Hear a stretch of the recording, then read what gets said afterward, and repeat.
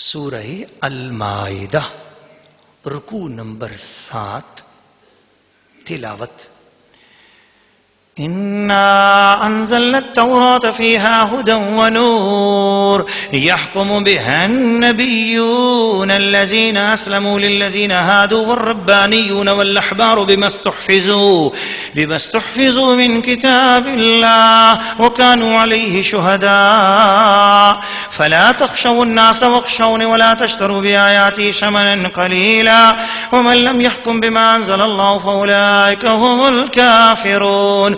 وكتبنا عليهم فيها أن النفس بالنفس والعين بالعين والأنف بالأنف والأذن بالأذن والسن بالسن والجروح قصاص فمن تصدق به فهو كفارة له ومن لم يحكم بما أنزل الله فأولئك هم الظالمون. وقفينا على آثارهم بعيسى ابن مريم مصدقا لما بين يديه من التوراة وآتيناه الإنجيل فيه هدى ونور ومصدقا لما بين يديه من التوراة وهدى وموعظة للمتقين.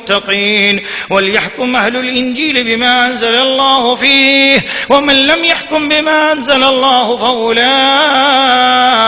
هم الفاسقون.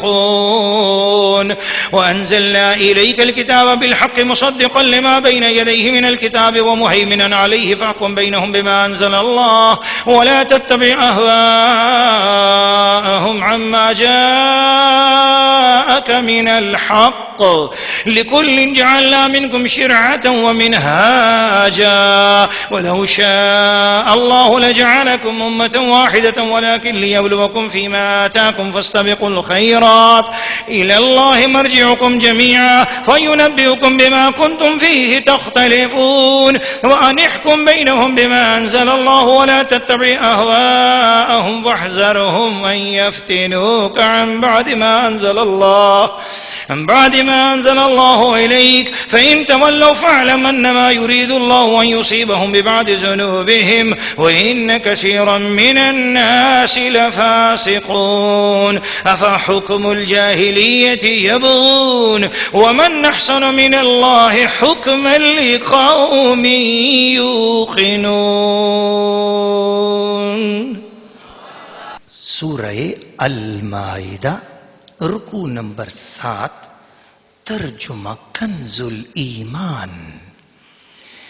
بے شک ہم نے توریت اتاری اس میں ہدایت اور نور ہے. اس کے مطابق یہود کو حکم دیتے تھے ہمارے فرما بردار نبی اور عالم اور فقیہ کہ ان سے کتاب اللہ کی حفاظت چاہی گئی تھی اور وہ اس پر گواہ تھے. تو لوگوں سے خوف نہ کرو اور مجھ سے ڈرو اور میری آیتوں کے بدلے ذلیل قیمت نہ لو. اور جو اللہ کے اتارے پر حکم نہ کرے وہی لوگ کافر ہیں. اور ہم نے توریت میں ان پر واجب کیا کہ جان کے بدلے جان اور آنکھ کے بدلے آنکھ اور ناک کے بدلے ناک اور کان کے بدلے کان اور دانت کے بدلے دانت اور زخموں کا بدلہ ہے. پھر جو دل کی خوشی سے بدلہ کرا دے تو وہ اس کا گناہ اتار دے گا اور جو اللہ کے اتارے پر حکم نہ کرے تو وہی لوگ ظالم ہیں.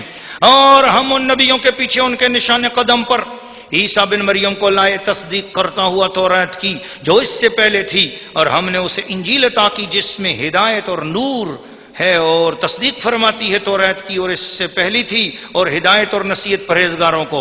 اور چاہیے کہ انجیل والے حکم کریں اس پر جو اللہ نے اس میں اتارا اور جو اللہ کے اتارے پر حکم نہ کریں تو وہی لوگ فاسق ہیں.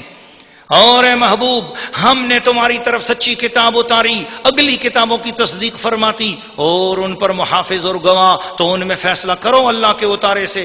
اور اے سننے والے ان کی خواہشوں کی پیروی نہ کرنا اپنے پاس آیا ہوا حق چھوڑ کر. ہم نے تم سب کے لیے ایک ایک شریعت اور راستہ رکھا اور اللہ چاہتا تو تم سب کو ایک ہی امت کر دیتا مگر منظور یہ ہے کہ جو کچھ تمہیں دیا اس میں تمہیں آزمائے. تو بھلائیوں کی طرف سبقت چاہو تم سب کا پھرنا اللہ ہی کی طرف ہے تو وہ تمہیں بتا دے گا جس بات میں تم جھگڑتے تھے.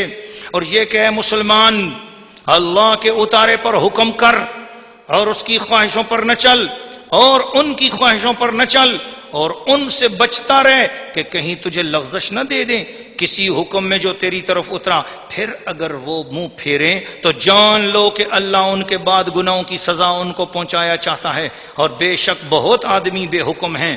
تو کیا جاہلیت کا حکم چاہتے ہیں؟ اور اللہ سے بہتر کس کا حکم یقین والوں کے لیے. سورہ المائدہ رکوع نمبر 7. تفسیر. ناظرین و ناظرات، سامعین و سامعات، پچھلی آیات جو آپ نے سنی تھی پچھلے رکوع کی، رکوع نمبر 6 میں چور کی سزا بیان کی گئی اور ڈاکے مارنے والوں کی سزا، ڈاکو کی سزا بیان کی گئی.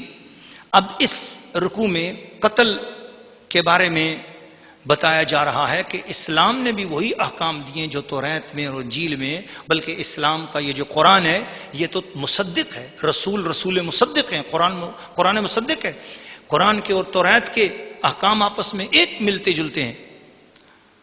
تو قتل کے بارے میں بتایا گیا اور قصاص کے احکام بتائے گئے کہ قصاص کس چیز کو کہتے ہیں. قصاص کہتے ہیں قتل کا بدلہ.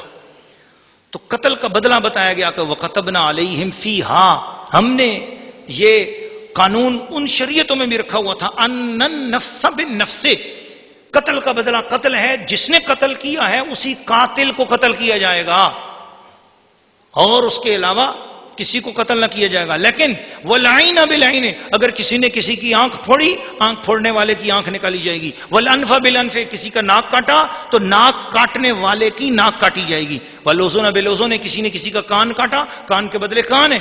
وَالسِّنَّ بِالسِّنِّ، دانت کے بدلے دانت ہے. وَالْجُرُوحَ قِصَاص، اور زخموں کا بدلہ وہ زخم پہنچانا ہے.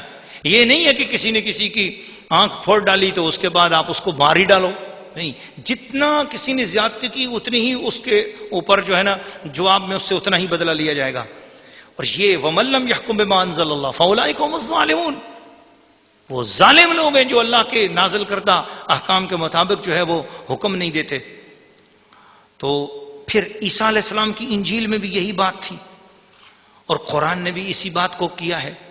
تو اس لیے فرمایا کہ وَأَنزَلْنَا إِلَيْكَ الْكِتَابَ بِالْحَقِّ مُصَدِّقًا لِمَا بَيْنَ يَدَيْهِ. یہ قرآن تورات انجیل کی اور گزشتہ تمام کتابوں پر ایمان کی بھی بات کرتا ہے، ان کی تصدیق کرتا ہے. وَمُهَيْمِنًا عَلَيْهِ، اور یہ خود اپنی نگہبانی اور اپنی حفاظت بھی کرتا ہے. سبحان اللہ.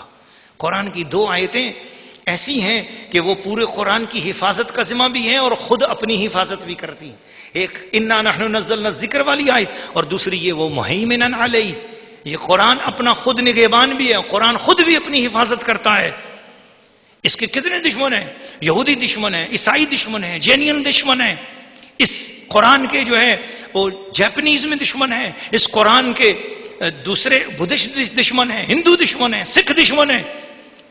ہر قوم کے کفار کے اسلام سے ہٹ کر دوسرے مذاہب کے کتنے لوگ ہیں جو قرآن کے دشمن ہیں.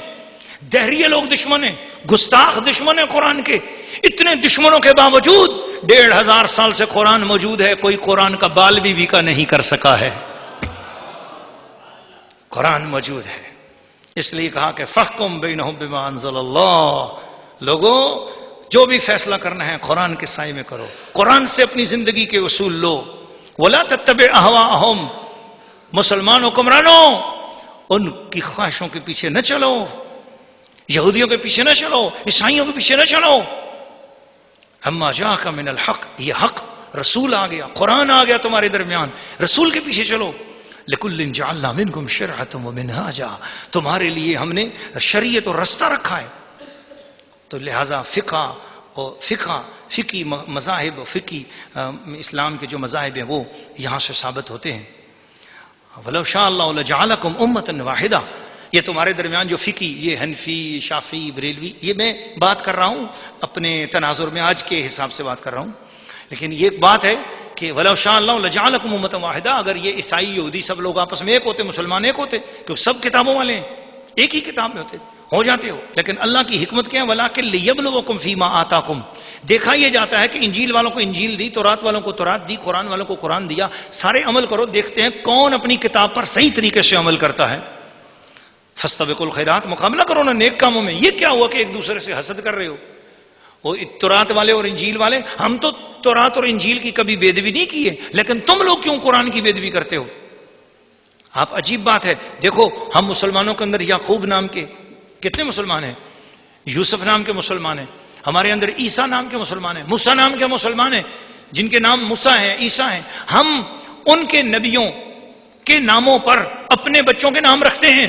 لیکن ذرا یہودیوں کا تعصب دیکھو، یہودیوں کا تعصب دیکھو اور عیسائیوں کا تعصب دیکھو. پوری کائنات اسرائیل میں، امریکہ میں، یورپ میں ایک بندہ ایسا دکھا دو جس نے اپنے بچے کا نام محمد رکھا ہو اور وہ یہودی ہو. کوئی ایک بچہ دکھا دو جس نے اپنے بچے کا نام ابو بکر رکھا ہو اور وہ عیسائی ہو، عمر رکھا ہو اور وہ عیسائی ہو. وہ اتنا تعصب کرتے ہیں آج بھی اسلام کے ساتھ اور قرآن کے ساتھ کہ اپنے بچوں تک کے نام جو ہیں وہ کسی کا نام انہوں نے کیا رکھا اور کسی کا کیا رکھا ہے. لیکن ہم ہیں کہ دیکھو ہمارے بچوں میں کسی کا نام موسیٰ بھی ہے، عیسیٰ بھی ہے، یوسف بھی ہے، یونس بھی ہے، ایوب بھی ہے. جی یہ سب تو ہم تمام انبیاء کا احترام کرتے ہیں، ان کی کتابوں کا بھی احترام کرتے ہیں. یہ اسلام کی وسعت ہے، یہ رسول پاک نے وسعت عطا فرمائی ہے.